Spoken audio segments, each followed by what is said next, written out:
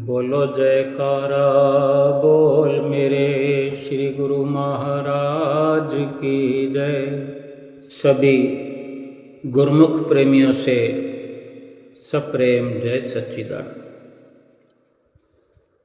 भक्ति मार्ग को अपनाया है हमने। हम गुरुमुख प्रेमियों ने भक्ति मार्ग पर चलने का दृढ़ संकल्प कर लिया। अगर नहीं किया है तो दृढ़ संकल्प करिए। दृढ़ संकल्प करके कदम शुरू से बढ़ाइए। आज ही फिर से एक नई शुरुआत करिए, क्योंकि जब भी इस प्रकार की हम शुरुआत करेंगे तो हमारे लिए हर कार्य भक्ति और परमार्थ का आसान हो जाएगा। जैसे कि 5 नियम हैं सेवा के साथ, कुल मिलाकर 5 नियम हैं। उन्हीं में सेवा का भी जिक्र आता है, श्री आरती पूजा का भी जिक्र आता है, सत्संग का भी जिक्र आता है, दर्शनों का भी जिक्र आता है, सुमरन का भी जिक्र आता है, भजन अभ्यास भी। कि कोई भी किसी भी पहलू से अगर हम समझें, गहराई से अगर किसी कार्य को शुरू किया जाए, पूरी प्लानिंग से किसी काम को किया जाए, काम कब शुरू करना है, हमें किस काम को करना है, पहले उसके बारे में अच्छी तरह से गहनता से विचार करने की ज़रूरत होती है। हम स्वयं अंदाज़ा लगा सकते हैं अपने जीवन में हम कितना अहमियत देते हैं किसी भी काम को, चाहे संसारिक कार्य भी हों, गृहस्थ जीवन के भी कोई कार्य हों, चाहे किसी से बात ही क्यों न करना हो, किसी से कोई व्यवहार की बात ही क्यों ना हो, किसी से कोई बात भी करनी हो तो उसमें भी कई प्रकार की व्याधियां, विघ्न, कई मुसीबतें खड़ी हो जाती हैं। कुछ बात करने से पहले भी ठीक प्रकार से विचार करना, सोचना, प्लानिंग करना, जितनी बात करनी है शुरू से लेकर अंत तक, शुरू में इस प्रकार से शुरू करना है, बीच बीच में चेक करना है कि क्या हम कुछ ऐसा तो नहीं बोल रहे हैं, कोई बात ऐसी तो नहीं कर रहे हैं कि हमें अपनी बात की वजह से बात की गहराई को जाने बिना ही किन्हीं शब्दों का अगर इस्तेमाल कर दिया है, उसके लिए बहुत बड़ा खामियाजा उठाना पड़े, भुगतना पड़े। बड़े अच्छे से हम अपने सामने ऐसे रोज दृश्य देखते हैं, रोज समाचार सुनते हैं। ये बिना प्लानिंग के किया हुआ व्यवहार, कार्य, किसी भी प्रकार की शुरुआत, ये बिना सोचे समझे जहाँ भी ऐसा होता है तो उसके दुष्परिणाम होते हैं। अब चाहे हम श्री आरती पूजा करें, भक्ति परमार्थ की बात करते हैं, भक्ति की चर्चा करते हैं, संसार का तो जितना भी जिक्र करेंगे कोई समाप्ति तो होने वाली है नहीं। उदाहरण के तौर पर वो भी समझने की ज़रूरत है। हमारा संसारिक जीवन, गृहस्थ जीवन भी बहुत खुशनुमा होना चाहिए, खुशहाल होना चाहिए, तभी भक्ति को आसानी से किया जा सकता है। कोई सोचे कि मैं संसार के अंदर चिंताओं में बंधा रहूं, चिंताओं से घिरा रहूं, जैसे मर्जी व्यवहार करता रहूं, जैसे मर्जी चाहे मैं किसी से बोलचाल की भाषा का इस्तेमाल करता रहूं, किसी भी काम धंधे को जैसे मर्जी करता रहूं और भक्ति में भी इन्वॉल्व रहूं, तो ये ठीक नहीं है। अगर गृहस्थ जीवन, संसारिक जीवन ठीक से हम नहीं चला सकते, हमारी सोच, हमारा व्यवहार ठीक नहीं है, तो भक्ति और परमार्थ पर पूरा पूरा असर फिर पड़ता है कि सफलता कहीं दूर दूर से दूर होती चली जाती है। चाहे हम श्री आरती पूजा में विचार करें या सेवा के लिए विचार करें, सत्संग के बारे में सोचें, दर्शन के बारे में सोचें, भजन अभ्यास के बारे में सोचें, कहीं से कहीं सुखद अनुभव नहीं कर पाएंगे, सुख का एहसास नहीं होगा। लेकिन हर प्रकार की शुरुआत अगर प्लानिंग से करेंगे, सोच समझकर गहराई से, संसार को यानी माया को और भक्ति को करने से ज़्यादा समझने की ज़रूरत है। करना कैसे है, समझना कैसे है। जो भक्ति करने वाले हैं, जो भक्ति सिखाने वाले हैं, जो भक्ति की दात देने वाले हैं, करना उनको देखकर है, उनसे सीखकर है कि उन्होंने ऐसे किया तो हमें भी ऐसे करना चाहिए, सफलता मिलेगी। रोज का रोज हमारे जीवन में सुधार होगा, निखार आएगा। किसी भी काम को, किसी भी कर्म को शुरू में, बीच में और अंत में देखते परखते रहना। हम स्वयं अपने द्वारा किए हुए कर्मों के गवाह बने, साक्षी बने। हमें मालूम रहेगा कि हमने कौन सा कर्म किस स्तर का किया, निम्न स्तर का कर्म किया या उच्च स्तरीय कर्म, श्रेष्ठता की ओर पहुंचने वाला कर्म किया। कर्म वही है, काम वही है। जब भी हम कोई कर्म करते हैं तो उसकी आदि करने से पहले, उसकी शुरुआत करने से पहले पूरी प्लानिंग करनी है, जज करना है, चेक करना है कि शुरू में मेरा जो संकल्प है, मेरी जो भावना है, उस कर्म के प्रति कैसी है। हम अपने आप को चेक करें, अपने आप के जज बन जाएं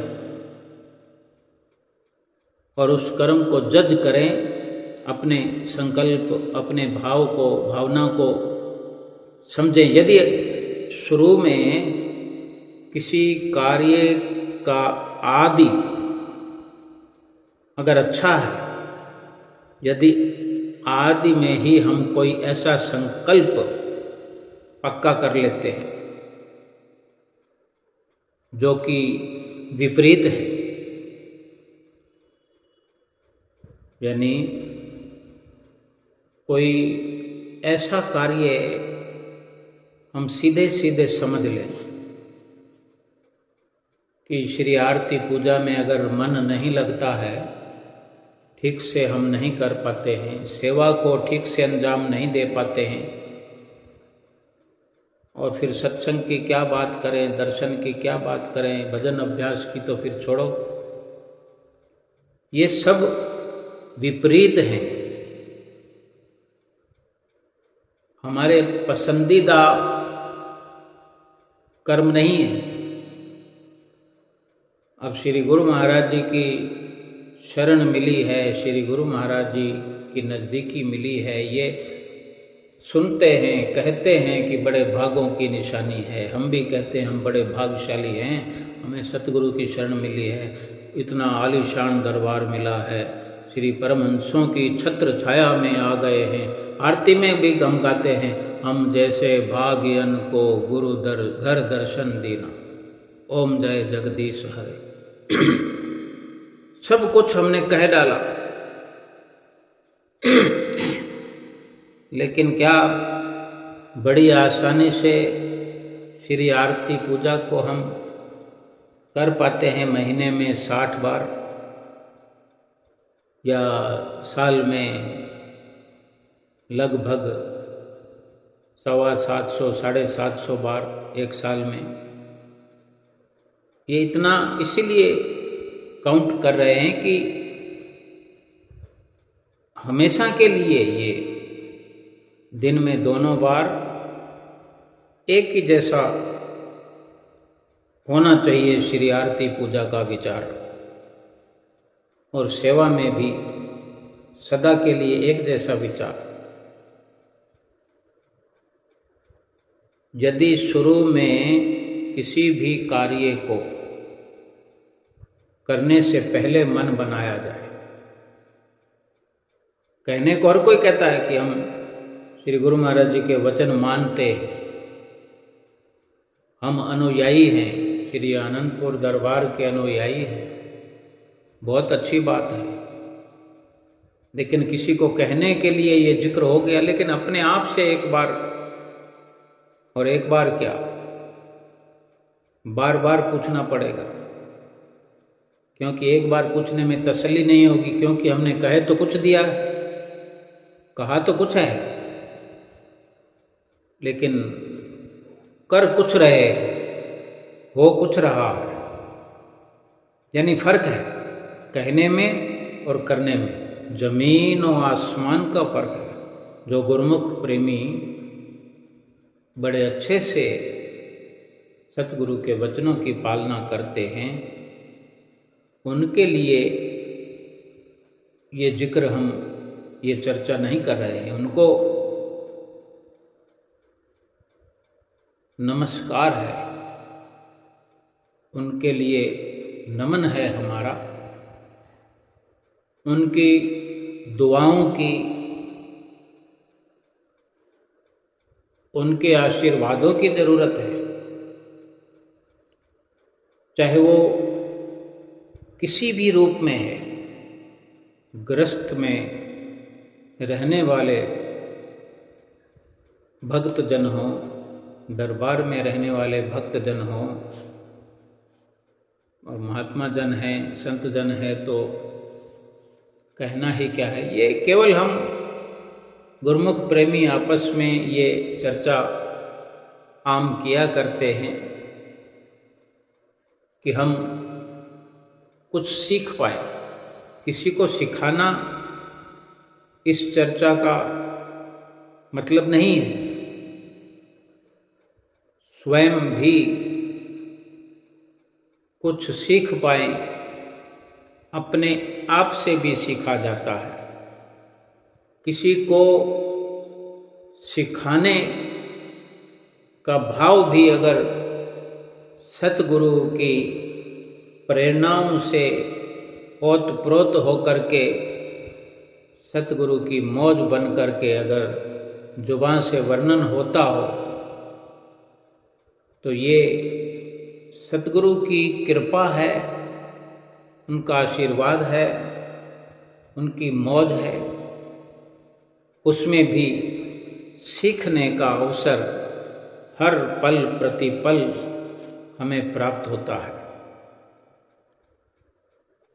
अब जैसे श्री आरती पूजा का हम जिक्र कर रहे हैं, 5 नियमों में जो ये पहला नियम है, जब हम शुरुआत करते हैं, उस शुरुआत करने से पहले बहुत अच्छे से मन बनाया हो। जब आदत हो जाएगी फिर तो सीधी सी बात है कि खाना खाने के लिए जब भूख लगती है तो उसमें भी एक विचार आ जाता है कि सभी सब्जियां, तरकारियां हमें एक ही प्रकार से नहीं भाती हैं, और जब कोई विशेष जो हमें अधिक पसंद हो वो बना हो, वो सब्जी बनी हो, तो फिर कैसी छटपटाहट होती है कि बस जल्दी करो। तो फिर ये तो 5 नियम ऐसे हैं जो रोज के रोज इन्हीं को करना है और सभी को करना है। बेशक समझते समझते, जानते जानते शायद बहुत सारे खुलासे अपने आप हमारे जीवन में होते जाते हैं, बड़ी गहरी जमी हुई परतें अपने आप उतरती जाती है। अब हम ये विचार करते हैं कि श्री आरती पूजा की शुरुआत करने से पहले श्री आरती पूजा के बारे में मन बनाएं। शुरू करने से पहले ही पूरी प्लानिंग करें कि हम जब आरती पूजा शुरू करेंगे तो आरती पूजा के बाद जो स्तोत्र आता है, आरती और बेनती लगभग 5-5.5 मिनट की होती है, दोनों मिला के। आरती के 8 पद हैं और विनती के कुछ दोहे हैं। फिर जो स्तोत्र है ये भी 5-5.5 मिनट का। और जैसे आरती और विनती 5 और 5 10 मिनट की है। 5 मिनट की आरती जो 8 पदों की है और 5 मिनट की विनती, फिर 5 मिनट का स्तोत्र और 5 मिनट का छंद सुबह के समय और स्तुति शाम के समय, लगभग 20-21-22 मिनट का। तो भाव कहने का ये है कि हमारी ये पहले से दृढ़ संकल्पता हो कि जो शुरू हम करेंगे, शुरू करते हुए शुरुआत में चेक करेंगे कि हमारा भाव कैसा है। अच्छा भाव रख कर शुरुआत करेंगे और पूरा जज करेंगे, चेक करेंगे कि अच्छा भाव बन गया है। और साथ में ये भी ख्याल बना रहे कि आरती के बीच में, मध्य में, आदि में, शुरू में, बीच में और अंत में, जो शुरू में भाव हमारा बना है वो बीच में भी रहे, अंत में भी रहे। इस प्रकार से विचार करने से ही हमें पता लगने लगेगा कि अरे हम तो आरती में होते ही नहीं है, हम तो बीच में आते हैं, विनती में आते हैं, स्तोत्र में आते हैं या छंद में आते हैं। बहुत से गुरुमुख प्रेमी ऐसे हैं जो पूरी श्री आरती को अंजाम देते हैं, आदि से अंत तक पूरा करते हैं। लेकिन बहुत कुछ जो है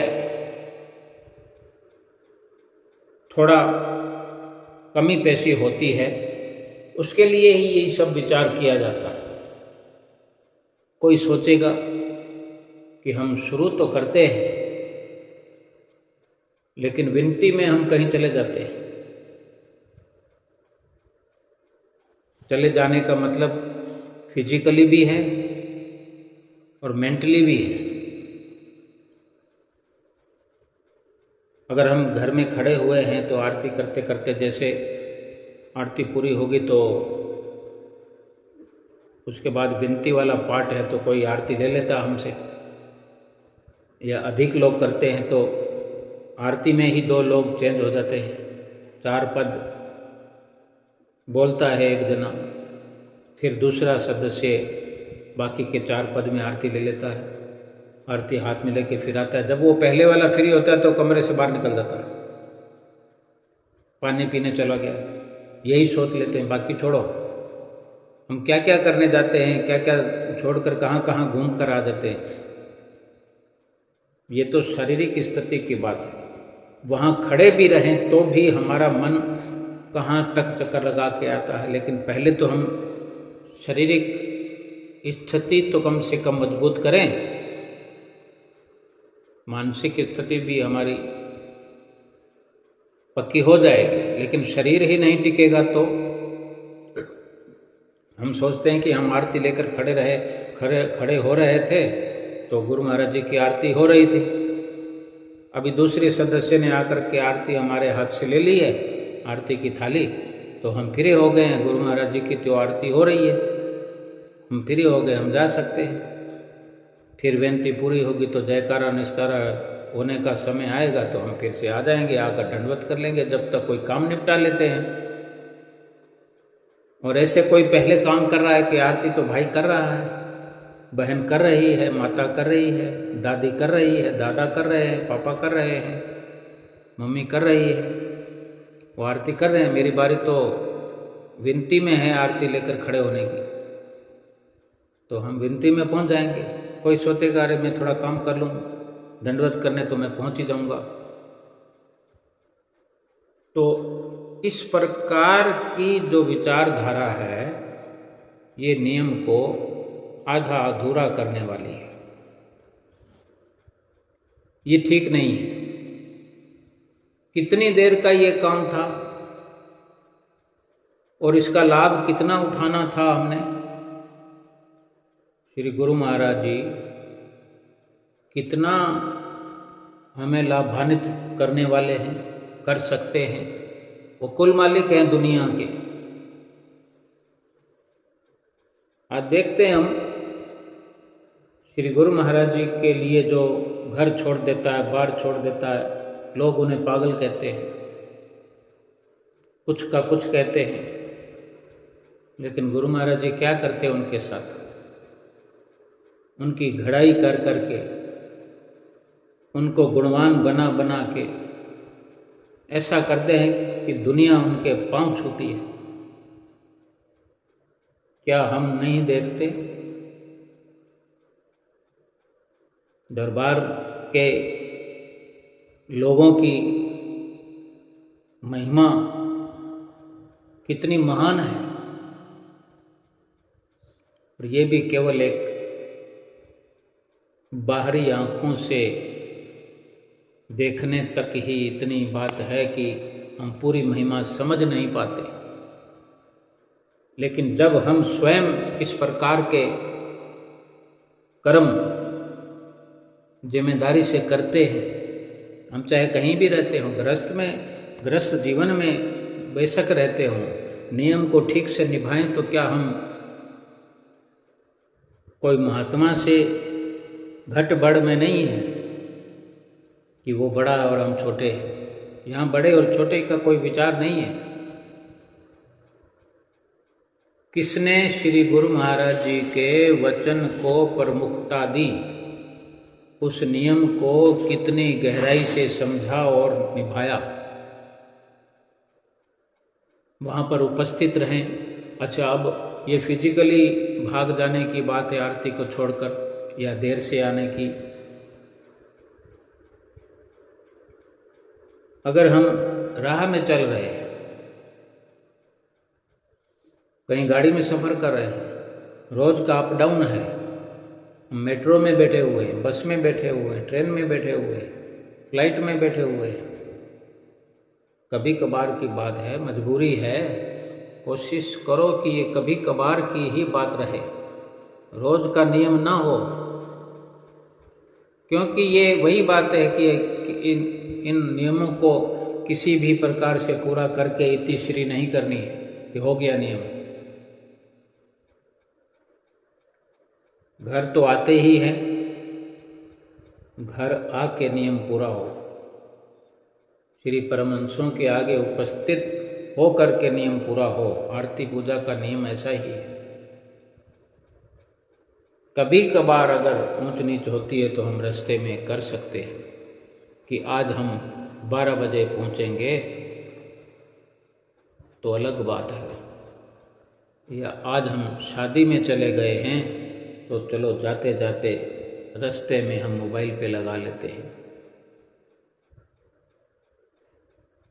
अब उसमें भी ये बात हम समझें कि जैसे शुरुआत में हमारा विचार हो, हम खुशी से लगाते हैं।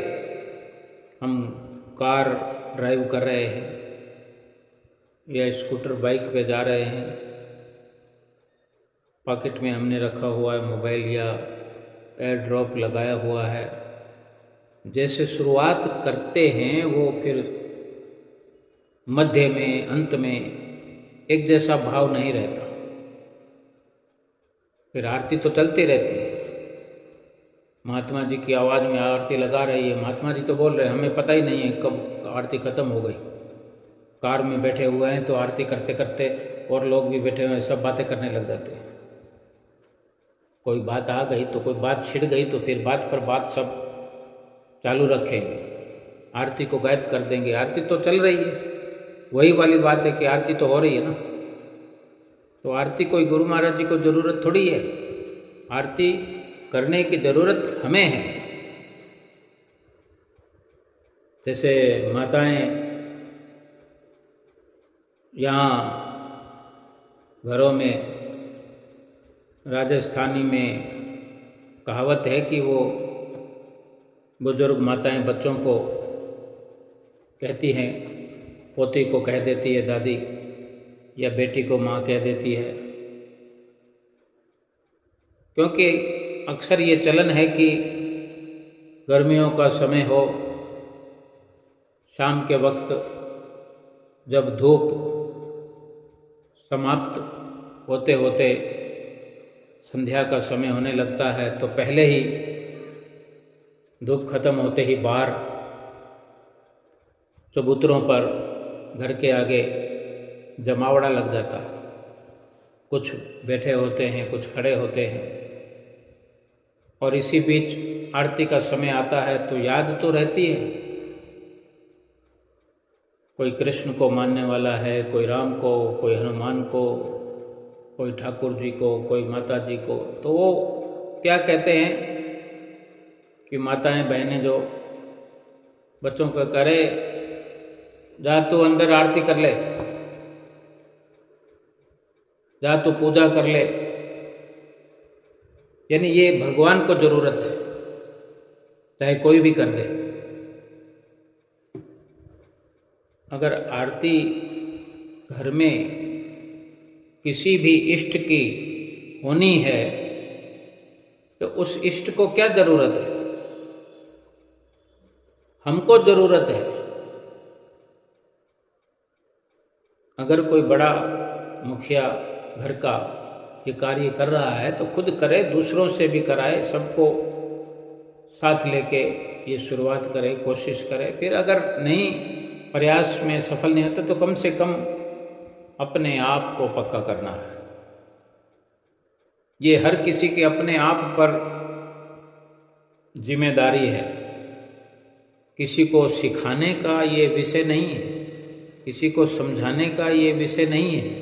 पहले ये अपने आप को तटस्थ करने का ये विषय है कि चाहे हम किसी भी प्रकार से करें, चाहे हम सेवा करें, सेवा हम शुरू करते हैं, कहीं भी करते हों, कुटिया पर करते हों, दरबार में जाकर करते हों, 1 से 2 होते हैं, सेवा करते हैं, सेवा करते करते बातें शुरू कर देते हैं, ध्यान कहाँ का कहाँ चला जाता है, अपने शहरों में पहुंच जाते हैं, किसी की भी बातें करने लगते हैं, लेन देन की बातें कर लेते हैं, सरकार की बातें करने लगते हैं, अनेक प्रकार की महंगाई पर बात कर लेते हैं, डॉलर की बात कर लेते हैं, और सेवा होती रहती है, बीच बीच में हाथ रुकता रहता है। अरे थोड़ी देर के लिए कोई काम है, किसी भी बात को करना ही जरूरी है।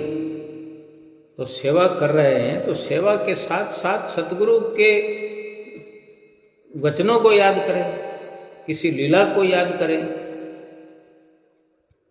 और ऐसा भी हमें देखने में आता है, गुरुमुख प्रेमी जहाँ सेवा कर रहे होते हैं तो कोई ना कोई लीला का विवरण सुनाने का अवसर मिलता है कि हम वहाँ गए थे, वहाँ गुरु महाराज जी ने हमें इस सेवा पे लगाया, हमें बेंगलोर जाने का अवसर मिला, हमें संत नगर जाने का अवसर मिला, वहाँ पर वो बिल्डिंग बन रही थी, पंचम पातशाही गुरु महाराज जी रोज आते थे, बड़े बड़े पत्थर उठवाते थे, आनंदपुर में सेवा चल रही थी, प्रयाग धाम में सेवा चल रही थी, अनेक अनेक ऐसी सेवाएं चली हैं। गुरुमुख प्रेमी जानते हैं, माताएं हों, भगत जन हों, उन्होंने अपने जीवन में ऐसे बड़े अवसर देखे और लाभ उठाया है। तो सेवा के अंदर भी जो शुरुआत में विचार हो, भाव हो, वही सेवा के बीच में भी हो, सेवा के अंत में भी हो। अगर कोई शरीर में कमी पैसी होती है, फिर चाहे आरती पूजा कर रहे हो, सेवा कर रहे हों, सत्संग कर रहे हों, सुमरन भजन कर रहे हों, उसमें खलल पड़ता है तो वो समझने वाली बात है, क्या कर सकते हैं। उसमें बस सतगुरु से फरियाद कर सकते हैं, गुरु महाराज मेरा नियम तो पूरा होने दो। बस ये भाव बना रहे। कहने का हमारा इतना ही मतलब है कि हमें अपने आप को जज करना है कि जैसा शुरू में मेरा संकल्प और मेरी भावना है, चाहे आरती पूजा के प्रति, सुमरन के प्रति, सेवा के प्रति, तो हमें बीच में और अंत में देखना है कि उसी भाव से हमारा वो कर्म पूरा हो रहा है कि नहीं। उसके लिए पहले से प्लानिंग करें, अपने मन को इतना भला चंगा करें। अब सुमरन की बात लेते हैं, जैसे सुमरन या तो शुरू में नहीं मन लगता, या फिर लगता है तो थोड़ी देर के बाद टाइम फिस विचार बदल जाते हैं। जो पहले भाव बना हो, उत्साह बना हो, वो नहीं रहता। अगर हम शुरू में, बीच में और अंत में अपने आप को जानने का प्रयास करेंगे और इसके लिए हमेशा शुरुआत करने से पहले प्लानिंग करेंगे कि हमने ये सफलतापूर्वक इस कर्म को अंजाम देना है, तो जहाँ कोई त्रुटि होगी,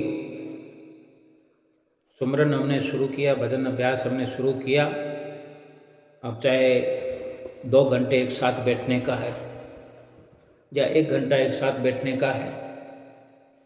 1 घंटे बैठने का है तो आधे घंटे में ही ऊपर नीचे ख्याल हो जाते हैं। फिर उसको अपने आप को समझना होगा कि जो शुरुआत में है वो आधे घंटे के वक्त और 1 घंटा पूरा होने के वक्त वैसा ही मन खुशहाल बना रहे। क्या सफलता मिलती है, क्या नहीं मिलती है, ये अलग विषय है। पहले हम अपना दृढ़ संकल्प ये करें तो सही कि हम सुमरन भजन अभ्यास की दिशा में किस प्रकार से आगे बढ़ रहे हैं, हमारा दृढ़ संकल्प कैसा है, हमारी भावना कैसी है, शुरू में कैसे हैं, बीच में कैसे हैं, और फिर एक दिन नहीं तो दूसरे दिन, तीसरे दिन अगर हम अपने आप को रोज़ का रोज़ चेक कर रहे हैं तो सफलता तो मिलेगी, क्योंकि हमें पता लगता जाएगा कि कल हमने सुमरन जो है ठीक से नहीं किया, आज फिर पहले से प्लानिंग अच्छी करेंगे। आज फिर हम जब तीनों स्थितियों को भांपेंगे, देखेंगे, चेक करेंगे कि शुरू में हम ऐसे थे, बीच में कैसे हो गए, अंत में कैसे हो गए, विचार बदलते गए, ऐसा क्यों हुआ। तो ये एक प्रकार की अगर चिंता हम समझ करके इसको सुधारने के लिए एक प्रण करेंगे तो फिर अगले दिन एक अवसर हमें मिल जाएगा। यदि ये सब आसान होते, सुमरन भजन अभ्यास करना आसान होता, आरती पूजा करना आसान होता। आसान तो वो है कि हम मंदिर में जाएं, घंटी बजाएं और एक फेरी लगाएं और तुरंत वहाँ से भाग लें, हो गया, भक्ति हो गई। 24 घंटों की पूरी भक्ति हो गई। ज़्यादा है तो शाम को यही काम फिर कर लेंगे। लेकिन वो देखो, मंदिर के अंदर जो पुजारी है सारा दिन बैठा रहता है, वो भी हमारे जैसा ही है। सारे दिन का मतलब 3, 4, 5 घंटे। अब बेशक कहने को कह दिया जाएगा कि वो तो तनख्वाह लेता है, उसका ये बिजनेस है, दुकानदारी है। लेकिन सभी की बिजनेस या दुकानदारी नहीं होती। वहाँ पर और भी भक्तजन होते हैं जो कोई कम से कम 1 घंटा वहाँ पर बैठता है, कोई इससे भी ज़्यादा बैठता है। उनका कोई मंदिर से लेना देना नहीं होता। वो अपना कर्म करने के लिए वहाँ सुबह 5 बजे उपस्थित होते हैं। जो आरती का समय होता है, आरती से पहले पहुँचते हैं। किसी भी मंदिर में, किसी भी प्रकार की आरती में नियम है, इष्ट कोई भी हो। अब हमने जो इष्ट बना लिया है सतगुरु को, तो सतगुरु के नियम जो बने हैं उनको तो फॉलो करना ही है। तो क्यों ना खुशी से करें, प्रेम से करें। अब ये सारे जो नियम हैं वो कठिन हैं, विपरीत हैं, हमारी सोच से, हमारी चाहना से विपरीत हैं कि हर नियम में बहुत समय लगता है। आधा घंटा, 20-25 मिनट, 22 मिनट जल्दी जल्दी करेंगे तो भी 18 मिनट आरती में लगेंगे। फिर शाम को फिर करनी है। और फिर सेवा की बात है, सेवा रोज़ कहाँ से लाएं? चलो उसके लिए अलग विचार है कि जब जब अवसर मिलता है, कुटिया पर मिल जाता है, नहीं तो दरबार में पहुँचते हैं। पूरे साल का हिसाब कर दो, 6 महीने का हिसाब कर लो, 1 महीना इकट्ठी सेवा कर लो 6 महीने में, फिर अगले 6 महीने में, फिर साल में अगर 2 बार कर ली तो हो गई। बाकी अपने घर में श्री गुरु महाराज जी के आगे आरती पूजा करना, ये भी सेवा है। लेकिन सेवा को अलग तरह से भी करना है और इन नियमों को, हर नियम को पूरा करना भी एक सेवा है। भजन सुमरन करना भी, भजन सुमरन का नियम तो है ही पूरा करना, लेकिन ये 2 घंटे बैठना भी तो सेवा है। लेकिन सेवा करते हुए कहीं अवसर मिले तो हम सोच लें कि हमारा भजन सुमरन भी हो गया, या भजन सुमरन करते हुए हम सोचें कि सेवा भी हो गई। नहीं, अलग से जो फरमान है उसको अंजाम देना है। लेकिन हर प्रकार से सेवा हो रही है, आरती पूजा में हो रही है, वो भी हो रही, तो उसका अलग लाभ भी हमें मिल रहा है। लेकिन जो सतगुरु के वचन है कि 2 घंटे भजन सुमरन करना है, तो वो अलग से करना है, बैठ के करना है, जैसा सिखाया जाता है, जैसा बताया जाता है, विधि पूर्वक करना है। लाभ तो तभी मिलेगा ना। मन मर्जी से तो हम अपने देखते हैं कि हम कामकाजी हैं, चाहे महिला हो या पुरुष हो। अब हम चाहे कितने बजे भी उठें, हम जब तैयार होने लगते हैं नाश्ता करने के लिए देर हो रही होती है, भागम भाग की ज़िंदगी है, फटाफट सब जाने के वक्त गुरु महाराज जी के आगे आए, फटाफट धड़ाधड़ सर पटका, 1 2 3 4 5 6 बार माथा पटका, आरती जल रही है तो हाथ घुमा लिया, आरती सेक लिया और ऐसे धड़ाधड़ करके अपने जूते पहने, चप्पल पहने और चल गए, हो गई आरती। ये नियम नहीं है, क्योंकि सजने में, संवरने में, शरीर को चमकाने में तो जिंदगी यूं ही गुजर जाएगी। सुबह होती है, शाम होती है, उम्र यूं ही तमाम होती है। हासिल क्या होगा, क्या हाथ में आएगा, और सतगुरु को फिर क्या मुंह दिखाएगा, क्या सतगुरु की प्रसन्नता पाएगा।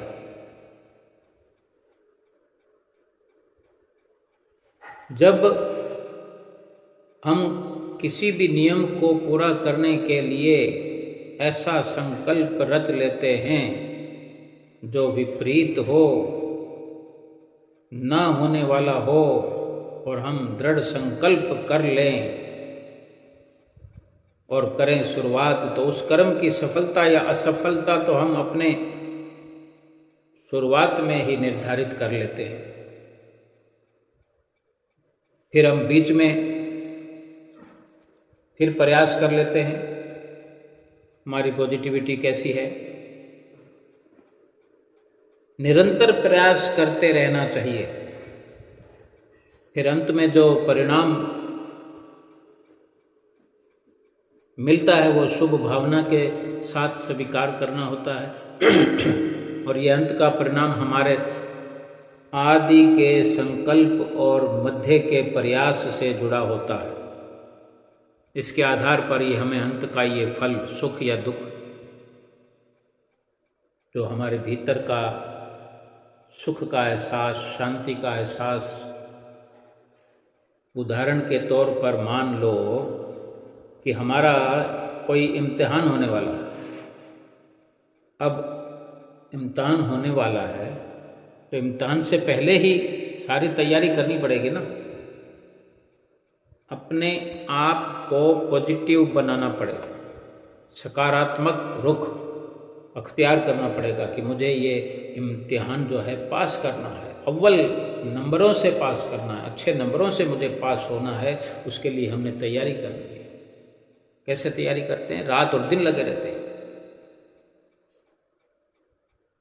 हम बहुत पॉजिटिव रहते हैं, उत्साहित रहते हैं। हमारा यही विचार होता है कि हम खूब मेहनत कर रहे हैं, करेंगे, पूरी मेहनत करेंगे। तो ये हमारा सुंदर शुभ विचार हमें ताकत देता है, शक्ति देता है। इसके विपरीत यदि अगर हम घबराने लगे, इम्तिहान देना कोई ज़रूरी है क्या? लेकिन इतनी समझ है कि हमें लाभ उठाना है तो इम्तिहान देना पड़ेगा, तभी तरक्की होगी। इम्तिहान देना है तो फिर घबराना कैसा? अगर घबरा जाते हैं, डर जाते हैं तो फिर क्या होगा? ऐसा सोचते रहेंगे, कैसे होगा, क्या करेंगे, मन विचार ऊपर नीचे होते रहेंगे। तो ये विपरीत भावनाएं हो गई हमारी। यही विपरीत भावनाएं कि आज सुमरन नहीं किया तो क्या होगा, आज आरती पूजा नहीं की तो क्या हो जाएगा, अरे भाई कर लेंगे तो क्या हो जाएगा, कौन सा नुकसान हो जाएगा, देर होगी तो 5 मिनट और देर कर लो, 10 मिनट और देर कर लो। आधी अधूरी आरती को छोड़ रहे हैं या आरती को बिना किए जा रहे हैं। आज कभी कभार की बात है, अगर हम कर सकते हैं और उसको हल्के में ले लिया और छोड़ दिया किसी भी नियम को, तो कल फिर ये अवसर आएगा छोड़ने छुड़ाने का। यही भावनाएं आपको और भी दिल शिकस्त करेंगे, कमज़ोर करेंगे और आगे का कर्म करने में और बाधाएं डालेंगे, विघ्न खड़े करेंगे।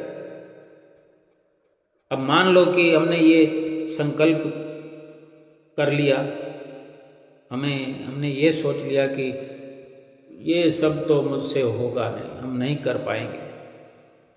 इसका रिजल्ट क्या होगा? आज अगर हमने ये बीज बो दिया, ऐसा संकल्प, ऐसा विचार, ऐसा संस्कार हमने बो दिया बीज के रूप में कि मुझसे तो नहीं होगा, इसका असर काफ़ी समय तक रहेगा। ये असर कल भी रहेगा, कल फिर खराब होने वाला। आज अगर ऐसा सोचा तो कल भी ऐसा होगा, जाने कितने दिनों तक फिर ऐसा ही सोचते रहेंगे।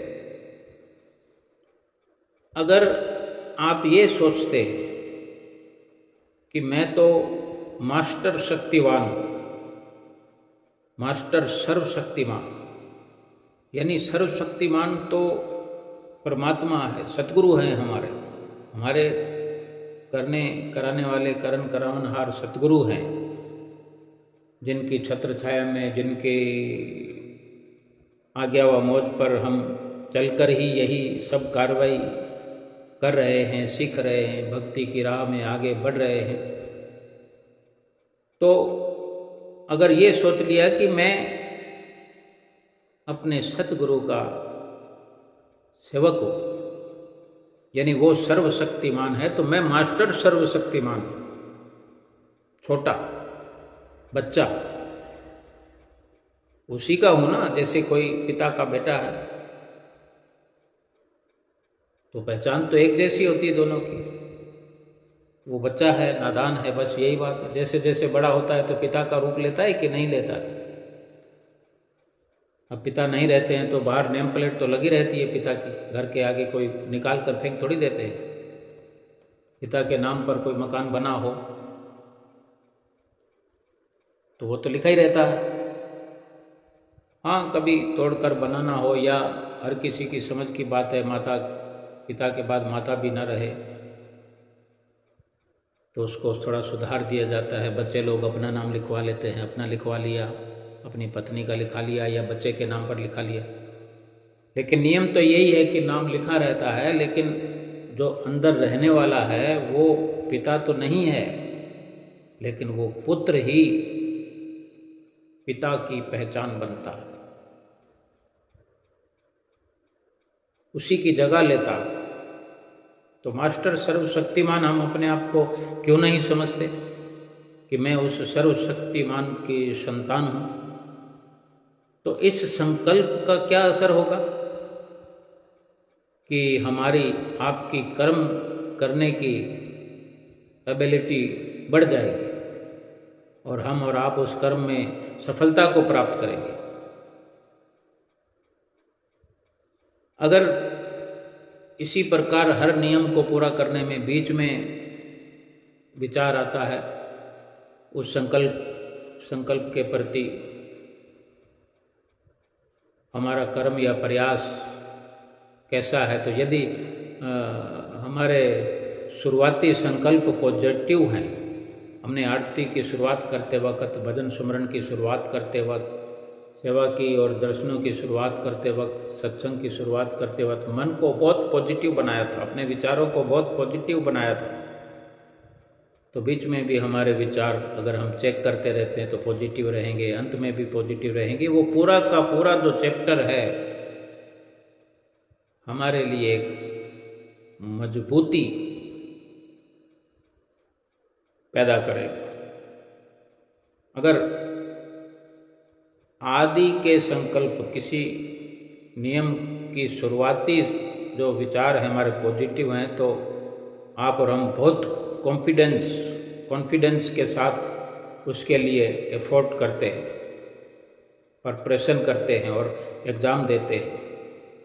लेकिन यदि आदिकाल के संकल्प ही शुरू में ही हम सोचें कैसे होगा, ये होगा, हम नेगेटिव होकर रहेंगे, तो ये नेगेटिव एनर्जी हमें डराने वाली है, डराएगी, कमज़ोर करेगी।